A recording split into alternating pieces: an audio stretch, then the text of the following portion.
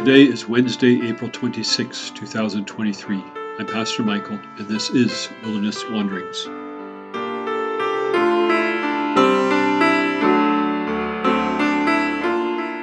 Our text is from Philippians 2. Therefore, if you have any encouragement from being united with Christ, if any comfort from his love, if any common sharing in the Spirit, if any tenderness and compassion. Philippians 2, verse 1. We now move into one of the great chapters of the New Testament. The poem about Jesus in verses 6 through 11, most likely a song already being sung in the church, is still well known among Christians today. It offers us a succinct summary of Christ's work, while at the same time offering us the character of the Christian life, humility. But to engage with this chapter, we need to draw out its connection to what Paul has already written. Our text begins with therefore, a word which always draws our attention to what has gone before. Earlier, Paul wrote, I will know that you stand firm in the one Spirit, striving together as one for the faith of the gospel. Chapter 1, verse 27. This standing firm in the one Spirit and striving together as one is applied to two areas of the Christian life. At the end of chapter 1, he commends the Philippians for standing with him in his imprisonment. They are standing firm against the opposition to the gospel. They are not buckling under persecution against the church. In this aspect of the Christian life, standing strong against opposition from the outside, Paul commends their vigor for the gospel. But now in chapter 2, Paul turns their attention to matters within the church. Here, in this area of the Christian life, in the matter of Christian unity, they are not doing so well. There are lots of good spiritual things happening in the church in Philippi. She is a source of joy to the apostle. Still, their domestic affairs are not ideal. One wonders, were they seeing too much of each other and getting on each other's nerves? Were they exaggerating weaknesses of certain brothers or minimizing the virtues of certain sisters?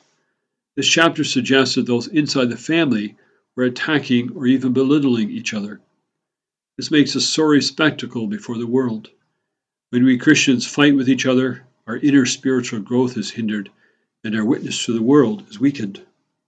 Paul calls them to stand firm in the one Spirit. The Spirit lavishes the Christians with gifts for the sake of the church. The Philippi Christians have received, as have we. Sometimes Christians even like to boast about the gifts they've received. The Christians in Corinth certainly did. Yet these gifts do us and the church no good if we are not loving our brothers and sisters at home. Love is the greatest of the gifts. Paul uses a rapid series of if clauses to make a heartfelt appeal to the Philippians as their friend and as their apostle. If you have any encouragement from being united with Christ, if any comfort from his love, if any common sharing in the Spirit, if any tenderness and compassion. Paul does not doubt that these things are present among the believers. The gifts are there. Now it is time to put them into practice, to learn how to use them. This is the nature of spiritual gifts. After receiving them, we must learn how to use them. We must practice. A choir can sing in harmony only after considerable practice, even if it has gifted singers. This is what the whole chapter is about, how to sing in harmony under the direction of the Holy Spirit. Elsewhere, Paul tells the Galatian Christians to walk in step with the Spirit. Chapter 5, verse 25. Same point, different words. To be Spirit-led does not mean being passive. It means getting our hands dirty, doing the things that bring unity to the fellowship, things like forgiving and sacrifice, difficult things. Unity in the church is a gift God gives, but we only experience it if we do the things it demands, putting the needs of others above ourselves. This is what Christ does. How is Christ drawing you towards this self-denial? As you journey on, know that God blesses you, that you can use the gifts of the Spirit for the unity of the church. May the peace of the Lord Christ go with you, wherever he may send you. May he guide you through the wilderness, protect you through the storm. May he bring you home rejoicing at the wonders he has shown you. May he bring you home rejoicing once again